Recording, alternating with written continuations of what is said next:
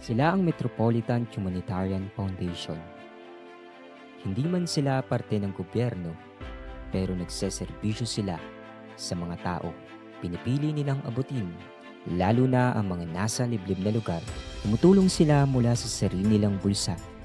Nagbibigay ng mga school supply, nagsasagawa ng mga medical mission, at nagbibigay ng gamot sa mga paaralan kahit malayo pa ang lokasyon ng mga ito. Kahanga-hanga ang Metropolitan Humanitarian Foundation dahil sa loob ng 4 na araw kong pagsama sa mga outreach program nila, ay nakita ko na ang grupong ito ay may puso sa pagtulong.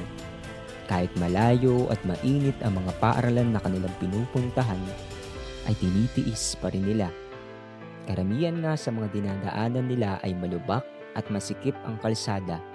Pero sa kabila ng lahat, tinitiis pa rin nila ang lahat ng mga ito dahil nasa puso talaga nila ang pagmamalasakit sa mga tao.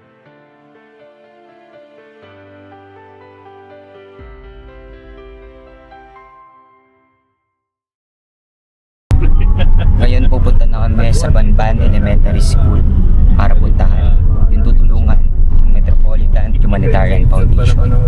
So grabe yung mga dito.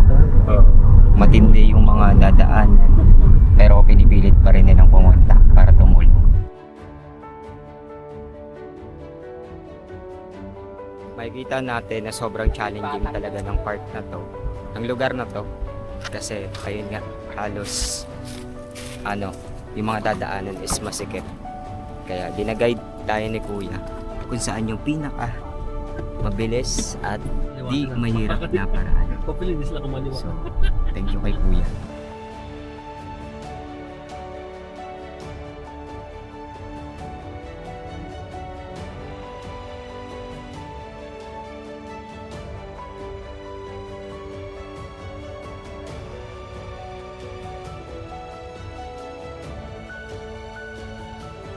Nandito na tayo sa Banban Elementary School, no? Dito yan sa Norte. Kasama natin dito ang Metropolitan Humanitarian Foundation. Nandito rin ang mga principal ng different school. Ngayong araw, nagkakaisa tayo sa isang layunin, ang paglilingkod ng malasakit at bukas na puso. Ang misyong makatao na ito ay hindi lamang tungkol sa pagbibigay ng tulong, kundi sa pagbabahagi ng pag-asa, dignidad at pagmamalasakit sa mga taong ating pinaglilingkuran. Maaaring din natin maibigay ang lahat, ngunit sa pamamagitan ng ating pasensya, pagsisikap at kabutihan, makakagawa tayo ng makabuluhang pagbabago sa buhay ng iba ngayong araw.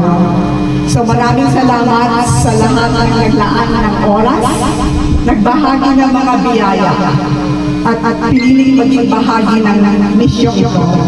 Sama-sama tayo maglingkod ng buong puso na may pagmamahal. Maraming salamat.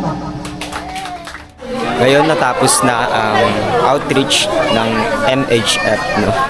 So sa nakikita natin, sobrang natutuwa yung mga tao na makatanggap ng mga tulong mula sa kanila, no?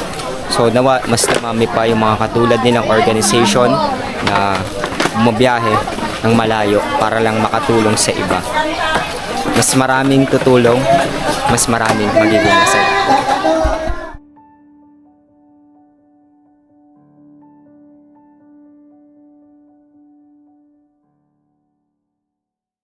Sa pagkakataong ito, nandito tayo sa Burgos, Pangasinan. Pupunta tayo sa Iloilo Elementary School. Kasama natin ang Metropolitan Humanitarian Foundation para ihatid yung mga tulong na ibibigay nila doon sa eskwelahan. Tara, samahan niyo kami.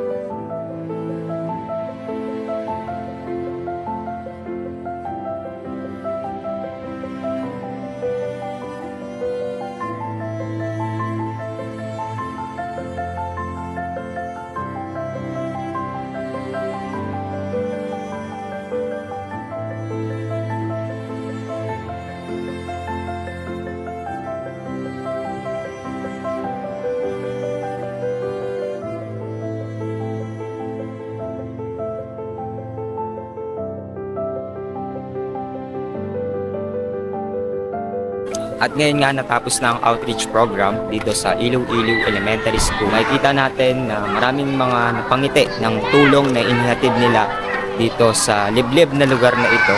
Nawa dumami pa yung grupo katulad ng Metropolitan Humanitarian Foundation na kahit malayo, kahit nalubak ang daan, gumagawa ng paraan para ang iba ay tulungan.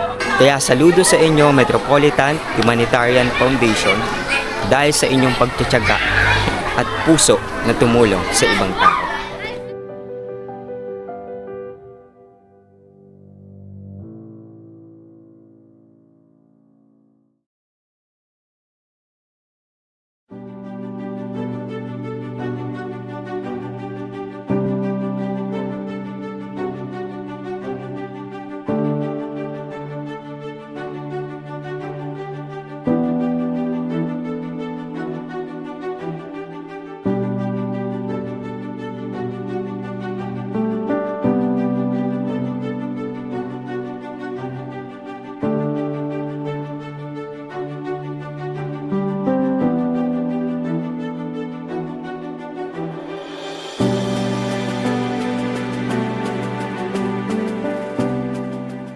Ngayon, nandito na tayo sa Basug Elementary School. Kasama natin ang MHF at ngayon nagre-ready na kami para sa gagawin nilang outreach program dito.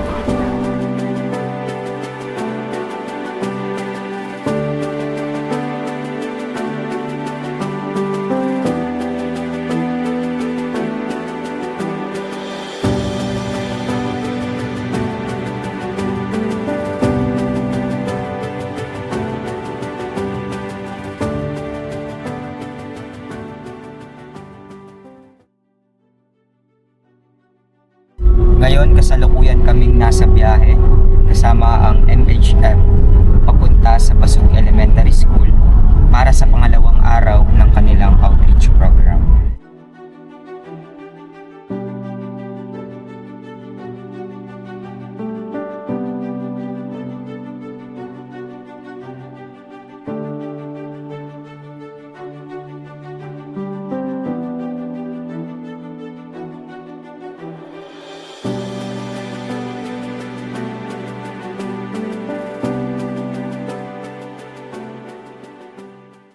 Nakikita ninyo, kasalukuyan ang naglilingkod yung mga tao dito.